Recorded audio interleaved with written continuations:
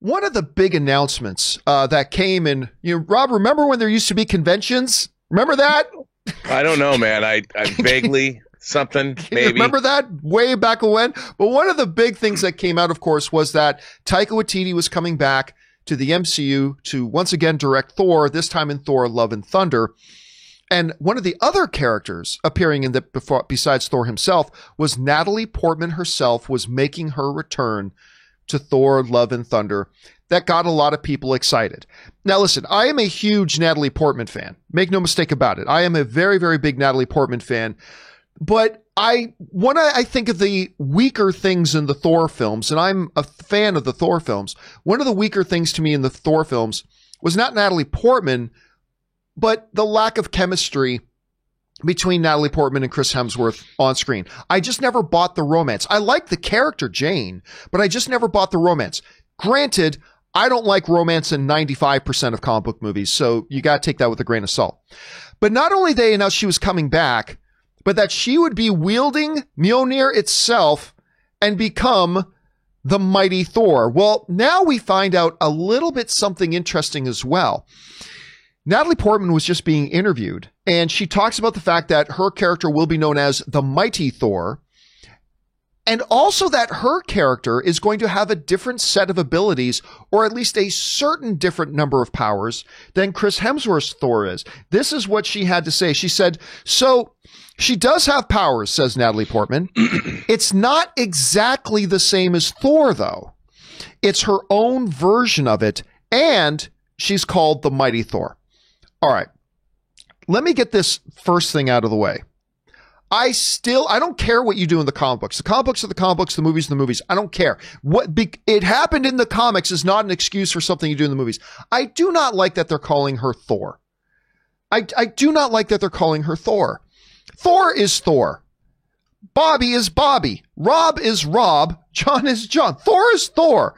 Why not just call her some new name? I've never liked in any comic book entity of just taking a different character and giving them the same name. I just generally don't like that.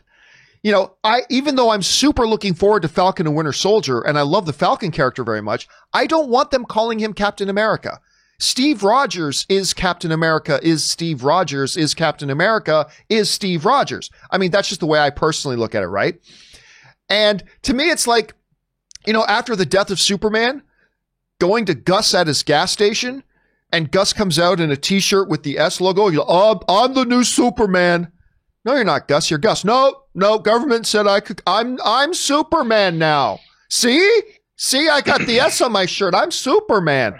Anyway, I don't like that. Is it a big deal? No, it's absolutely not a big deal. Just a little thing that bothers me. But Rob, getting into that one point though, about them saying she's going to have different powers, that to me, I got to admit, the first time I heard that, I thought, well, if she's wielding Mjolnir, shouldn't she just basically kind of have the same power set? But the more I thought about it, I guess it makes sense that she wouldn't, because she ain't Asgardian. She's human.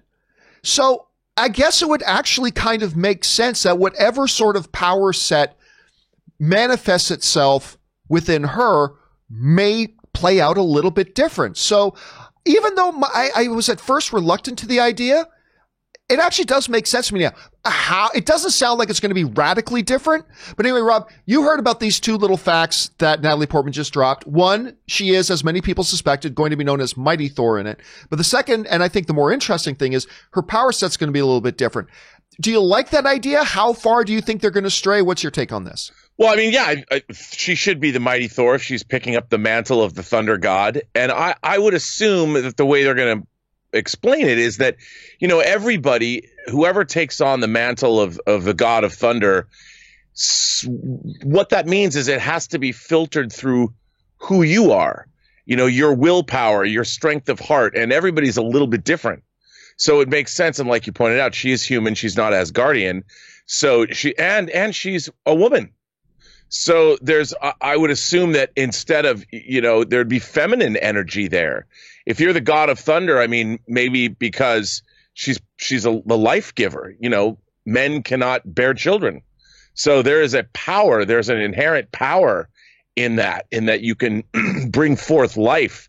Now combine that with the powers of Mjolnir and the Thunder God. I mean, there's a twist on that, which I think is interesting. So depends. Look, I have thoroughly enjoyed the MCU. Its ups, its downs. For the most part, it's been the most, I think, consistently entertaining franchise maybe in the history of anything. So I'm really looking forward to this. I think Taika Waititi coming back, I think he's going to crush it. I think they're going to crush it. I saw Natalie Portman on Jimmy Fallon talking about her workout routines. You know, I don't know. She seems excited. She seems fired up. So who wouldn't be? I can't wait to see. I'm really looking forward to the next phase of the MCU because I think it's going to be bananas. Yeah. And now, whether bananas is going to be a good thing or a bad thing, I don't know. But listen, you just kind of nailed it. Taika Waititi coming back to do this. I mean, I love Chris Hemsworth as Thor. I like Natalie Portman. It's an MCU film. But to me, the thing that really pushes it over top for me is Taika Waititi. Not just because of how much he absolutely crushed it with Thor Ragnarok, which was at the same time. Now, remember, Thor Ragnarok was before Endgame, but it was at the same time probably the most jovial, maybe the funniest of the MCU films, while at the same time being the darkest. I mean, he had a movie where Thor loses his eye, Mjolnir gets destroyed, his father dies, and the world of Asgard is destroyed. All that happens within the same movie that was also one of the most entertaining and fun and funny at the same time. And then you saw him extend that out in Jojo Rabbit, which was one of the most absolutely best films of the year, got a lot of Oscar attention, won him an Academy Award, as a matter of fact. So for him to come back, that's what pushes it over the edge for me. The question is for you guys. What do you think about Natalie Portman's statements? I think it's pretty interesting. How are you taking it? Jump down to the comment section below and let me know your